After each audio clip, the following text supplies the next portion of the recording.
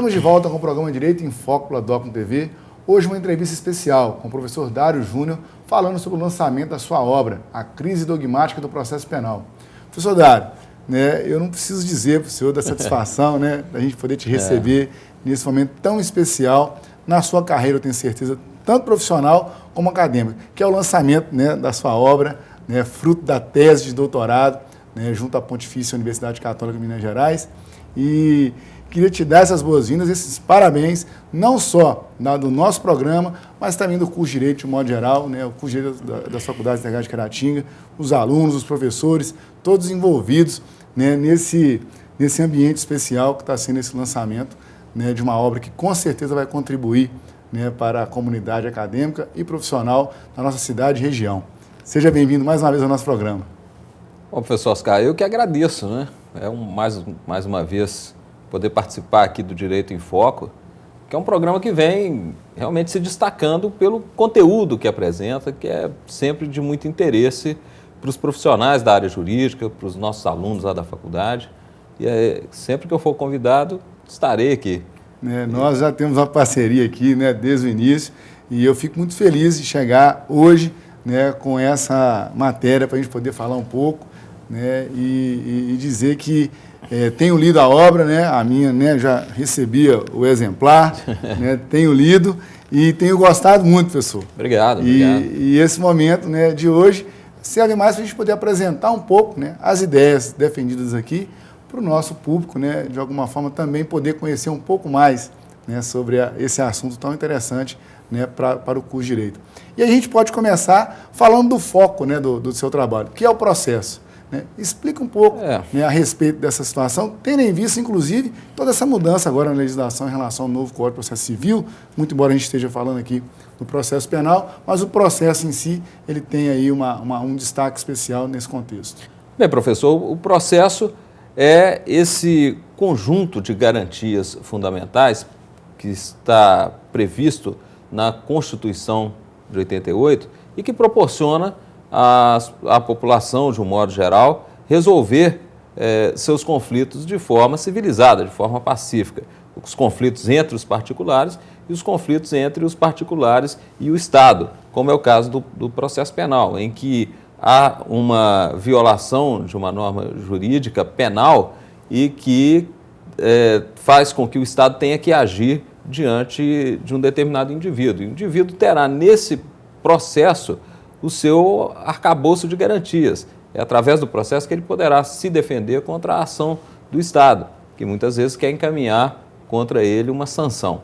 Então, lá na PUC Minas, existe essa linha de pesquisa, que é o processo na construção do Estado Democrático de Direito, que encara o processo, né, como esse conjunto de princípios, de instituições jurídicas que estão articuladas de algum modo na Constituição e que se desenvolve, né, de maneira mais específica através de ramos como o processo civil, o processo administrativo, o processo trabalhista, o processo penal e talvez o mais importante de todos eles, que é o processo legislativo, né? Que muitas vezes a gente não dá tanta atenção ao processo legislativo, mas é algo que precisa ser estudado e melhor desenvolvido, principalmente no Brasil. E dentro do conjunto das informações da sua obra, a gente percebe, né, uma tratativa no binômio inquisitoriedade e acusatoriedade. Como é que se dá essa relação, né, a partir dessa perspectiva que o senhor escolheu, que é a crise dogmática do processo penal? Exatamente isso. Olha, o processo penal ele é estruturado ao longo de séculos nesse binômio, né, nessa contraposição de dois sistemas muito fortes, né? O sistema acusatório e o sistema inquisitório. Em que consiste esses dois sistemas? O acusatório, ele se caracteriza por uma maior distância do julgador no que diz respeito à apuração dos fatos, à gestão das provas e o encaminhamento ali da sanção penal. O acusador ficaria mais, ou melhor, o julgador, ele ficaria mais distante daquele que acusa. E no sistema inquisitorial, já há, às vezes, uma confusão entre o acusador e o julgador. Na Inquisição canônica, né, na Inquisição da Igreja Católica, nós tínhamos a confusão entre aquele que acusava e julgava. O mesmo que acusava era aquele que julgava. Então, o acusado, ele não tinha a menor chance de escapar de uma sanção, de uma punição. Então, isso caracteriza a inquisitoriedade. Essa inquisitoriedade clássica, ela já não existe há mais de 200 anos, mas está presente na forma como alguns juízes, alguns tribunais encaram a persecução penal, com um maior ativismo, uma maior intervenção na apuração dos fatos, na gestão da prova. Então, o processo penal, de um modo geral, ele se baseia nessa, ora numa vertente, ora em outra.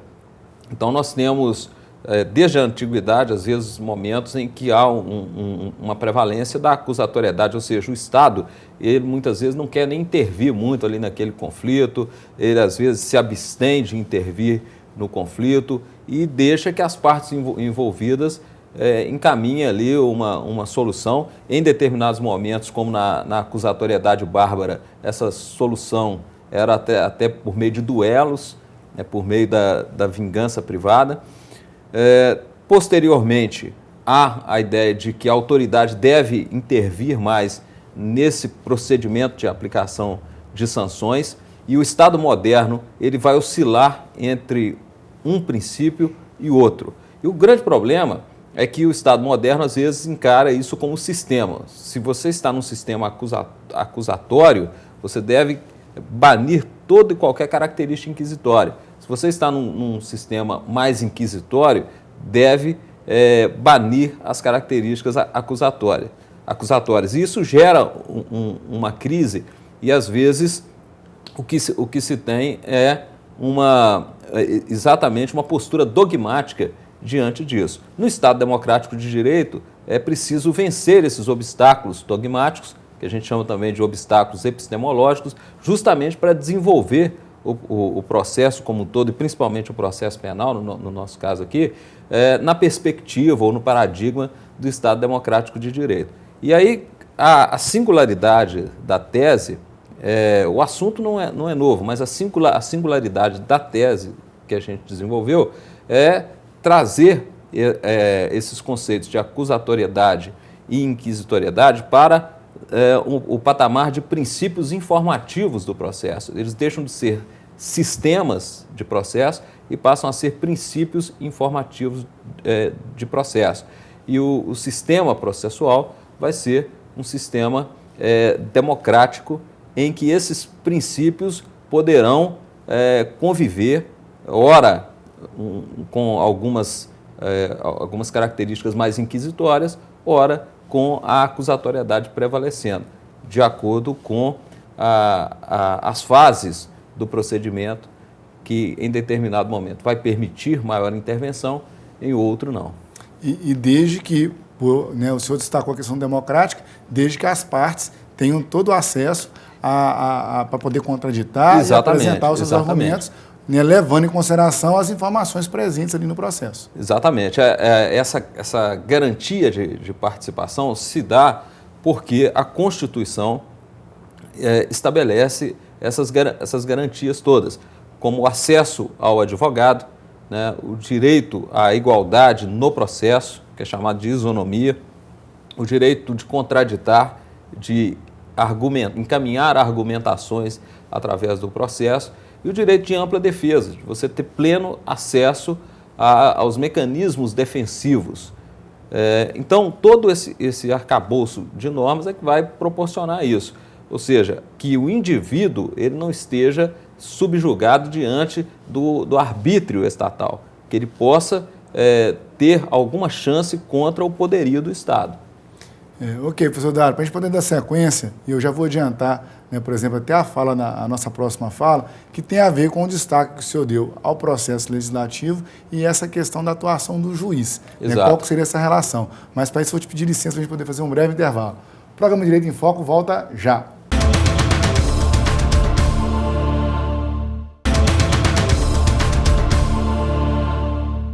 Voltamos para o segundo bloco do programa Direito em Foco pela Docum TV, hoje com o professor Dário Júnior, falando sobre o lançamento do seu livro A Crise Dogmática do Processo Penal. Professor Dário Júnior, no primeiro bloco, o senhor apresentou as ideias constantes, né, e relativas à questão do processo, falando principalmente da questão da relação que tem com a democracia, né, o processo no Estado Democrático de Direito. Nesse segundo bloco, a gente já destacou no primeiro que a fala seria em relação ao processo legislativo, ou seja, um papel mais forte e essencial do legislativo, que é a produção da norma, e o papel do juiz, ou seja, ele fica adstrito àquilo que está escrito na lei, ou ele pode dar os sentidos. Como é que se dá isso? Bem, isso é um problema de hermenêutica, né? De teorias hermenêuticas, ou seja, de aplicação tanto da Constituição como das normas infraconstitucionais, que não é uma questão simples. Tem um autor que eu até gosto muito, que é um autor alemão, chama Klaus Ginter. O Ginter, ele diz que é preciso separar o discurso de justificação do discurso de aplicação. No discurso de justificação, que é o que vai produzir a norma, que vai anteceder a produção da norma, é possível um pleno debate das teorias diversas e das visões de mundo diversas que vão resultar na produção de uma norma. Depois que essa norma está produzida, o discurso de aplicação já é mais restrito àquele conteúdo da norma, que tem que ser o conteúdo mais preciso possível, apesar de que nenhuma norma legislada, escrita, ela consegue ter essa precisão absoluta, essa precisão máxima. O direito penal que deve ter realmente essa precisão máxima, essa maior precisão possível, ele não consegue isso, ele traz às vezes termos absolutamente indefinidos, e aí você precisa partir para uma interpretação daqueles termos que estão ali no tipo penal, qual é o alcance daquela palavra, né? Então é sempre algo muito, muito problemático. Essa escola processual a qual eu me filio é uma escola que se desenvolveu dos anos 90 para cá, ou seja, pela experiência constitucional, pela experiência da Constituição de 88, e que tem um sentido muito interessante, porque encaminha uma crítica à escola processual predominante no Brasil, que é a escola instrumentalista, a escola de São Paulo, que é formada por grandes autores e pesquisadores e grandes processualistas que estabeleceram as bases do direito processual nos últimos 70 anos no Brasil, né? Então essa escola ela tem ela é centrada na jurisdição, ou seja, no papel do juiz no processo, e atribui ao juiz um papel de condutor. E a escola instrumentalista, porque considera que o processo é um instrumento a serviço da jurisdição. Então, o papel central em toda a teoria geral do processo é exatamente a jurisdição, ou seja, a atividade do juiz. Essa escola, né, que é inclusive chamada de escola estruturalista ou escola neo-institucionalista, também conhecida mais vulgarmente como escola mineira de processo, encaminha uma crítica ao instrumentalismo processual. Por quê? Parte do pressuposto de que no paradigma constitucional, no paradigma democrático, deve prevalecer o controle processual da jurisdição. O processo é que vai controlar a atividade do juiz, e não a visão instrumentalista, em que havia o controle jurisdicional do processo, ou seja, o juiz controlaria o processo da maneira que ele bem entendesse que seria adequado, ou seja, quase estabelecendo às vezes situações em que o juiz poderia agir às vezes de maneira arbitrária. Quando você muda essa perspectiva e passa a entender que o processo constitucional, o processo que foi estabelecido como instituição constitucional na Constituição de 88, ele faz uma reviravolta nessa relação, você tem já o sistema processual, sistema de leis, normas processuais, controlando a atividade do juiz. O que quer dizer que as partes também, de certo modo, vão influir, né, de maneira significativa nesse pronunciamento judicial. O pronunciamento judicial já não vai ser algo mais sustentado pela chamada filosofia da consciência, ou seja, pela vontade individual daquele que tem o poder decisório. Essa atividade decisória do juiz, ela é encaminhada pelo contraditório que se desenvolve entre as partes. E esse contraditório é justamente o encaminhamento de posturas diferentes a respeito do fato ocorrido e da aplicação da norma àquele fato ocorrido, através do encaminhamento de razões, através do encaminhamento de argumentos que necessariamente terão que ser apreciados pela sentença judicial, que deixa de ser um ato solitário. E o senhor falando isso aí, eu percebo nitidamente a questão da participação. E, por consequência, a questão do Estado Democrático de Direito, onde as partes elas vão influenciar e vão ter que ser levadas em consideração na hora da apreciação do caso pelo juiz. Exatamente. Agora, no sistema democrático, nós não podemos ficar à mercê da boa vontade do decisor em nos ouvir da forma ou no momento né, segundo as suas próprias regras. Ele vai nos ouvir porque o ordenamento processual já estabelece de antemão para ele essa obrigação.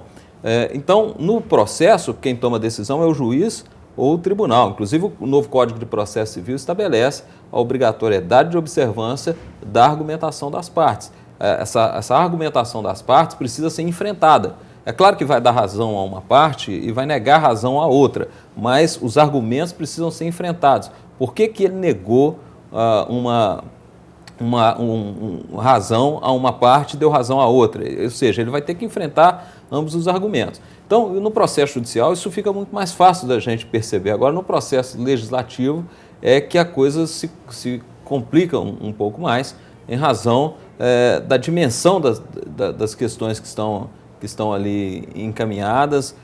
Às vezes, de uma maneira, o povo é ouvido, mas no momento da decisão, às vezes aquilo que foi dito pelo povo, talvez numa audiência pública ou numa outra forma de encaminhamento ou de manifestação, simplesmente é ignorado ali porque a lei, né, apesar de ter uma fase do processo legislativo que é a fase de justificação, né, da apresentação dos motivos, exposição dos motivos da lei, muitas vezes ela é alterada já na parte da redação final. Uhum. E tudo aquilo que foi desenvolvido, discutido antes, é ignorado ali e alterado para atender outros interesses.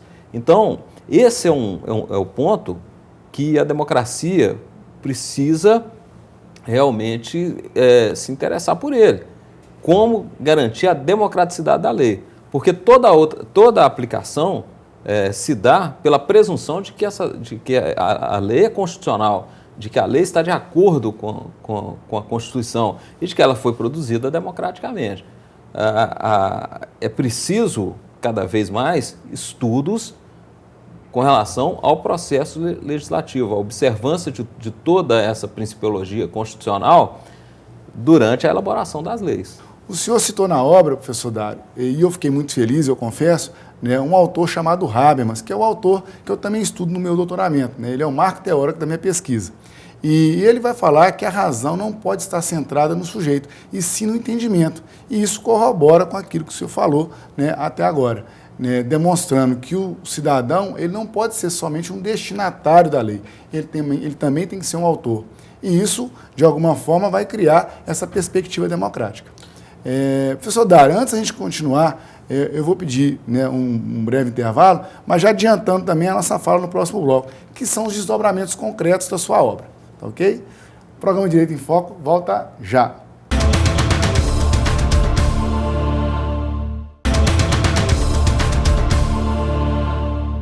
Voltamos para o terceiro e último bloco do programa Direito em Foco pela Docum TV, hoje com o professor Dário Júnior, falando sobre o lançamento da sua obra, A Crise Dogmática do Processo Penal.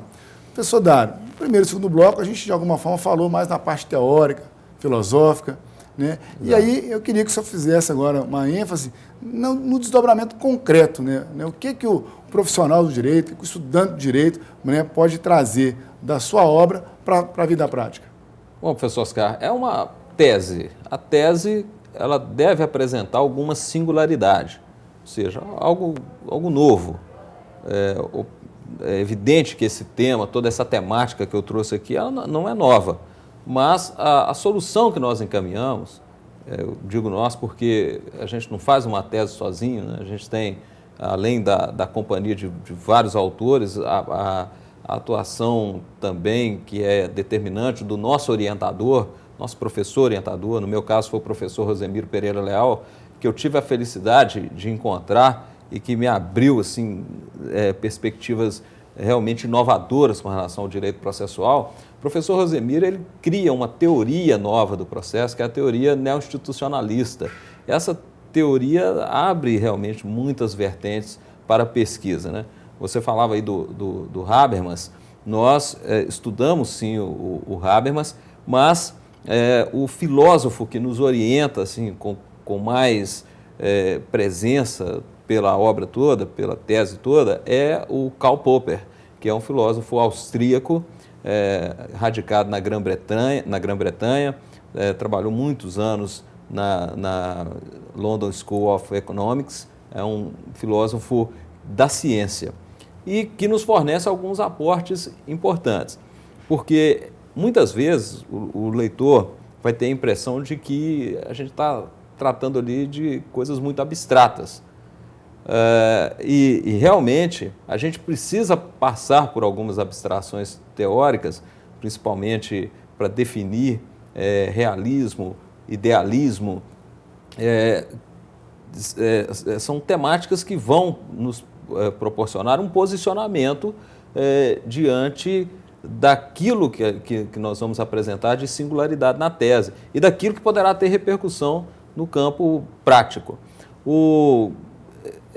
Todo esse conjunto, né, de autores que a gente conheceu, que a gente foi buscar, que a gente foi citar no trabalho, teve essa função de dar uma sustentação para que nós pudéssemos encaminhar uma crítica, né?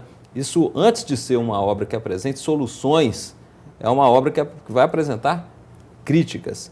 E a crítica, ela surge em razão da crise que nós apresentamos como sendo esse embate entre dois sistemas ou dois dogmas, que são acusatoriedade e inquisitoriedade, mas a crise ela existe também no pensamento universal, né? Você tem, até hoje, uma disputa, às vezes ideológica, quase teológica, né, entre idealistas e racionalistas, por exemplo, e entre idealistas e empiristas. Ou seja, isso é comum, essas disputas teóricas, essas dicotomias, essas separações. E nós aqui procuramos, porque entendemos que o Estado Democrático de Direito é um Estado não dogmático, ou seja, ele não está atrelado assim de forma radical a nenhum posicionamento ideológico, nós apresentamos uma perspectiva para o processo penal com base naquilo que ele já nos oferece, que é esse arcabouço de garantias, esse conjunto de normas que são encontradas no Código de Processo Penal. O Código de Processo Penal é um decreto-lei da época da ditadura Vargas, que está sendo aplicado até hoje. Mas como é que é possível aplicar uma norma da ditadura Vargas ainda hoje, quase 25 anos aí após a Constituição de 88, né, quase 30 anos já, chegando aí a 30 anos de constitucionalização, uma norma jurídica que foi produzida num período ditatorial. Como é que é possível? Através da constitucionalização dessa norma. Nós pegamos a Constituição que estabelece o processo como uma instituição jurídica e, a partir dessas normas processuais que estão na Constituição, todas essas normas infraconstitucionais são reinterpretadas. Então, quando nós temos esse tipo de postura, e não é uma postura nova, nós criamos uma abertura para o Estado Democrático de Direito se consolidar, uma possibilidade do Estado Democrático brasileiro, democrático de direito, realmente se tornar concreto. E aí nós partimos para um estudo baseado em Popper, que é esse filósofo que nos forneceu assim, um vasto material, e um material teórico realmente importante, no sentido de demonstrar que o que o processo oferece para a gente de objetividade e de cientificidade é essa possibilidade da crítica aos argumentos apresentados. E como é que é feita essa crítica? É uma crítica feita também através dos próprios procedimentos que a legislação processual nos oferece. E eu chamei isso, utilizando um conceito que foi fornecido pelo professor Rosemiro, através também de seus estudos baseados em Karl Popper, eu chamei isso de interenunciatividade. Por quê? O que o processo pode nos fornecer é essa possibilidade ampla de interrogação, de você, de uma parte criticar algo que foi feito ali, porque está demonstrado, está documentado, foi registrado, e a parte tem a sua possibilidade, com base na legislação, de criticar aquilo, de encaminhar um questionamento. E também, aquele que decide é obrigado a fundamentar a sua decisão e produzir um enunciado argumentativo. Esse enunciado argumentativo, hoje em dia, então, né, como a gente vê aí, um juiz divulga lá uma decisão, aquilo já se espalha e logo tem pessoas comentando aquela decisão e criticando, outros dizendo que está correto, que está certo. Enfim, o que o direito processual nos proporciona é exatamente essa possibilidade de crítica. Uma abertura interpretativa. Uma abertura interpretativa e uma abertura que vai permitir questionar e, às vezes, modificar decisões ou apontar incongruências ou apontar ausência de substância nessas decisões. Tem gente que vai achar isso pouco. Eu entendo que isso é realmente um avanço em relação a sistemas processuais mais primitivos e em relação a sistemas mais primitivos de resolução de conflitos. E a participação ela está envolvida nesse ambiente. Mas, sem dúvida, não há Estado democrático de direito sem o que até o professor Rosemiro Pereira Leal chama de hermenêutica isomênica.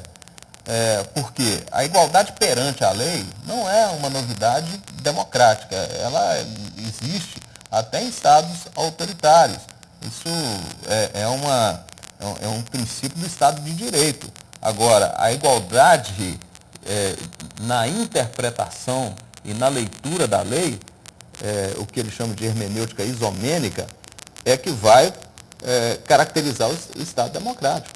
Porque igual perante a lei, né, quer dizer que você é igual perante a autoridade. Isso, às vezes, até um súdito de um rei absolutista é. No Estado democrático, nós precisamos ir além.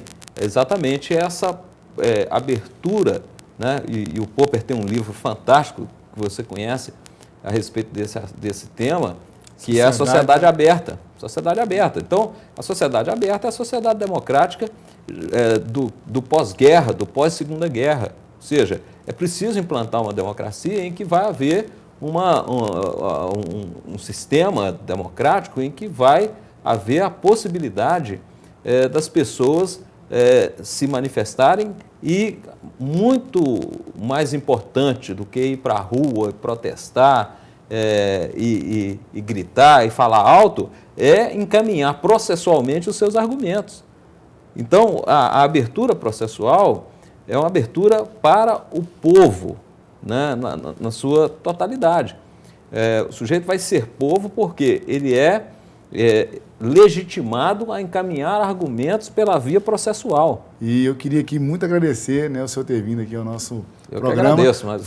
falar um pouquinho, né, do seu trabalho e parabéns novamente pela publicação da obra. Muito obrigado. Estou aí à disposição do Direito em Foco sempre que precisar. Ok.